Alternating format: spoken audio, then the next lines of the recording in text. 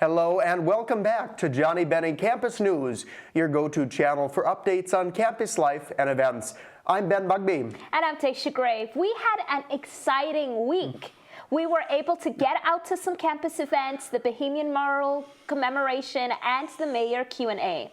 We had the opportunity to go to the Mayor Q&A put on by the McCarthy Center to get familiar with our new mayor of St. Joseph, Adam Sapaniak. It was a great night where students voiced their biggest questions regarding the town and how Mayor Sapaniak will foster relations with CSB and SJU and St. Joe to support. No question about that.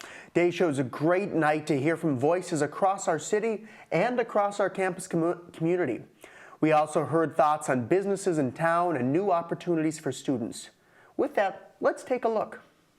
Well, I am joined today by the new mayor of St. Joe, and we are so thrilled to be talking a little bit right before we kick off, or more so you kick off, your little town hall here. So Thank you so much. First of all, thank you for being here, and thank you for proposing this idea. Yeah, I know absolutely. this is something that you've been looking to do, is to strengthen the relationship between St. John's and St. Ben's and the city of St. Joe. So Yeah. if you don't mind, we'll jump right into it. How do you plan to do that and strengthen that relationship?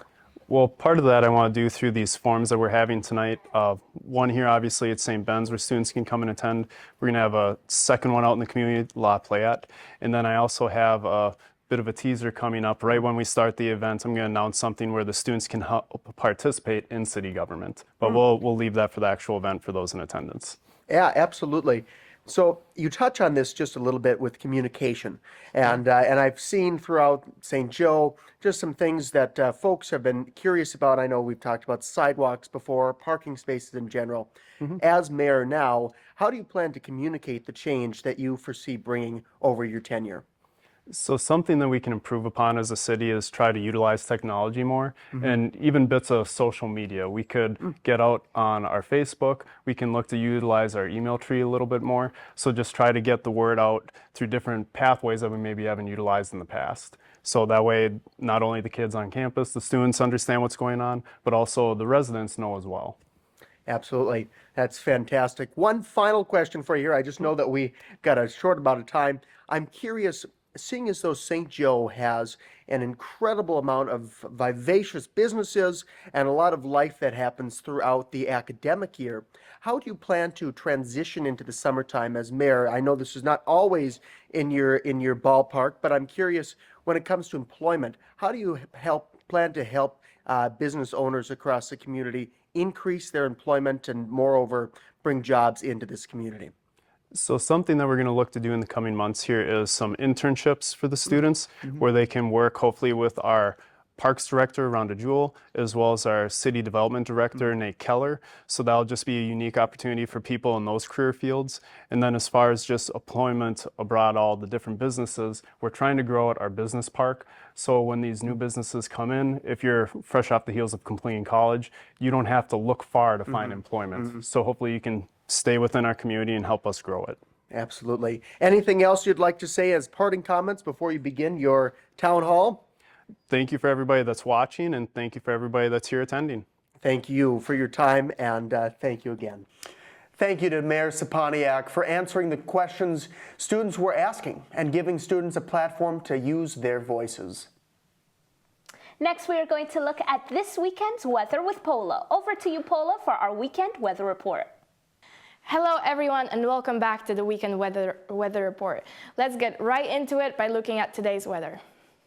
Today on Friday there's a high of 41 degrees and it will be cloudy with dusty winds.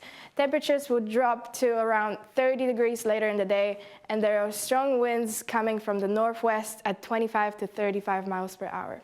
Winds could occasionally gust over 50 miles per hour and the low tonight is 30 degrees. And winds will drop to 10 to 20 miles per hour. Saturday, we're looking at mainly sunny day, but with a high of only 30 degrees. Winds will be from the northwest at 5 to 10 miles per hour. And moving into the night, winds will be light and variable, and there will be a low of 16 degrees. Finally, on Sunday, there will be a high of 47 degrees. Along with this, there will be intervals of clouds and sunshine throughout the day. Winds will be coming from the southeast at 10 to 15 miles per hour. And moving into Sunday night, we're looking at a low of 30 degrees, as well as winds from 5 to 10 miles per hour. It will also be partly cloudy tonight. Looks like by Sunday it will be warming up, but there's still some aggressive winds today and tomorrow, so make sure to warm up when heading outside. Thank you so much for tuning in to my weekend weather report. I'm Paula, and now back to you, Ben and Daisha. Thank you, Paula, for giving us another weekend weather report. We are excited for some warmer weather by the end of this weekend. Absolutely. We also had another amazing opportunity this week to go to the Bahamian Mural Ceremony night. A vibrant night of history at CSB and SJU and the Bahamas has enriched, and how the Bahamas has enriched our campuses in so many ways over the years. The event celebrated 100 years of partnership between the Bahamas and the College of St. Benedict and St. John's University. There were also special remarks honoring the lives of Philip Galanis and Telsina Coakley. Let's now take a look at the night. So, Professor Brittany, what inspired you to study the relationship between the Bahamas and CSB and SJU?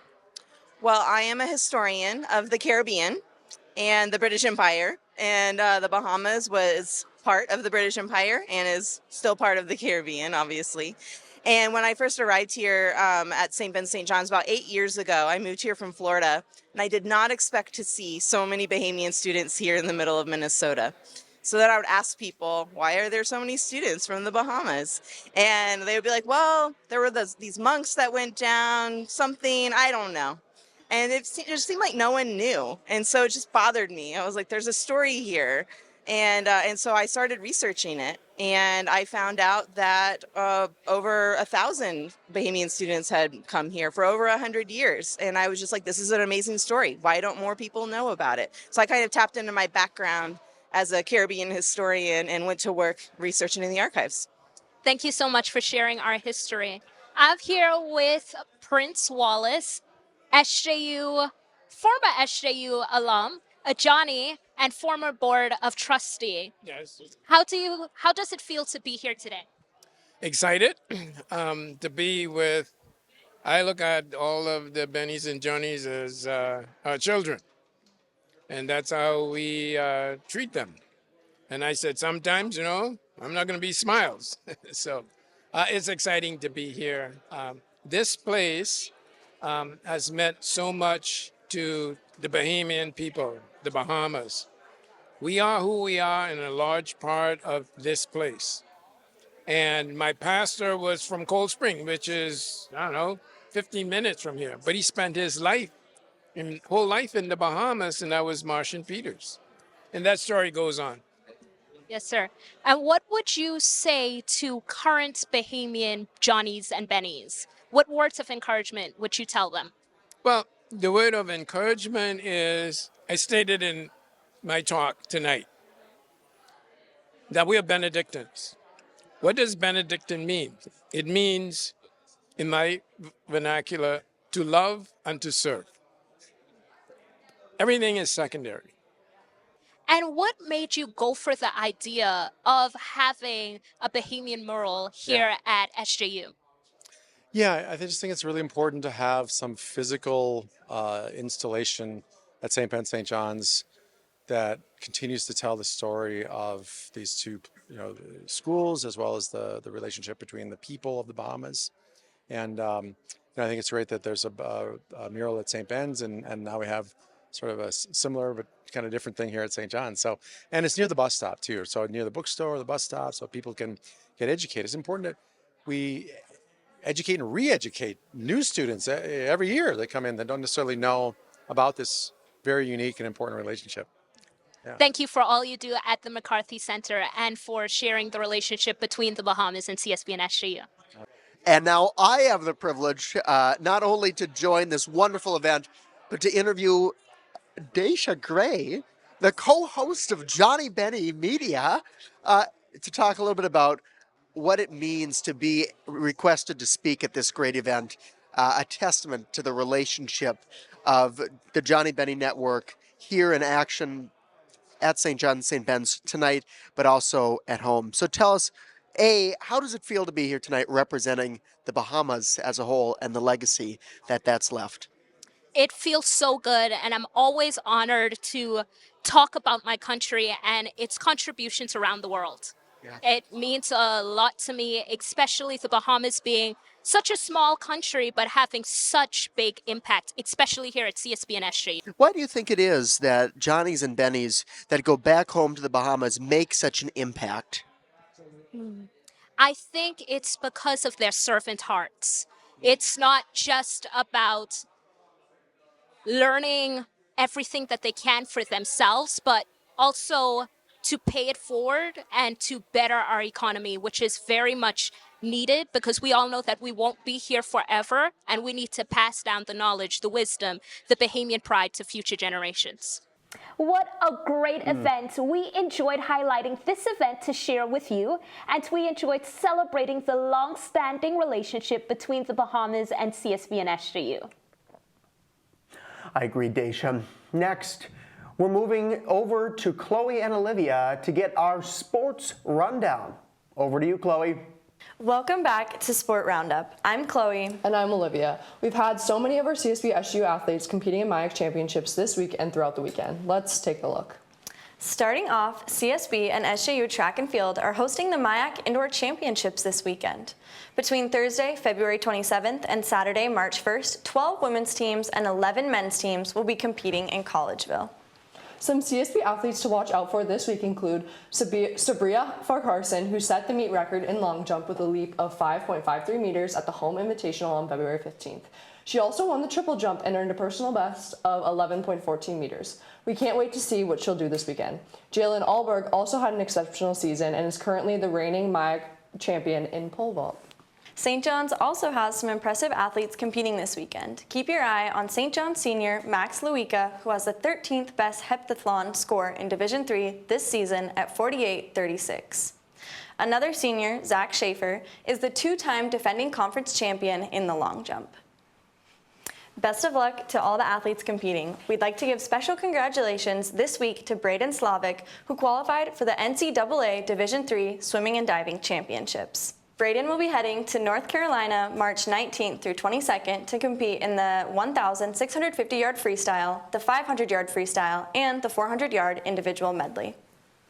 Slavic, who was named MIAC 2025 Swimmer of the Year, broke 3 program records, including 2 of his own this season. He's now a 6-time MIAC championship and a 10-time All-MIAC honoree.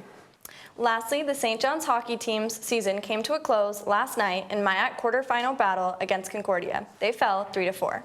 Sophomore forward Cam Bakke scored 2 goals and senior forward Spencer Rodrod scored 1, but the early deficit of 3-0 was too much for SJU hockey. Congratulations on a competitive season. That's everything we have for this week. Back to you, Ben and Daisha. Thank you to Chloe and Olivia for giving us an update on sports. As always, good luck to our athletes this weekend and next week. Keep up the great work. With that, we wrap up another episode of Campus News. Absolutely, and we want to emphasize how your ongoing support is crucial. So make sure to let your friends know where they can stay up to date with the latest on Johnnie Bennie Campus News. Also, be sure to check out our Instagram at CSB_SJU_JB Media for short clips and features segments, along with some behind-the-scenes photos. We appreciate your viewership. Join us again next week for the latest in campus updates, sports updates, noteworthy news, and upcoming events. We hope you have a great weekend. As always, I'm Ben Bugbee. And I'm Taysha Gray. We'll see you next time.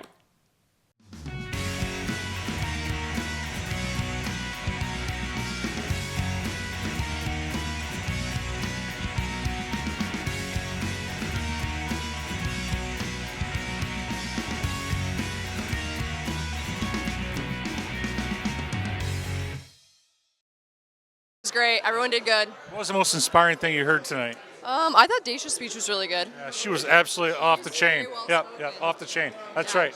That's it from here in Willie's Pub, 2025, February 28th. Back to you, Ben and Daisha. Back to you, Daisha. Yeah, back to you, Ben and Daisha. Yep. Over, Clarence, Roger, Dodger.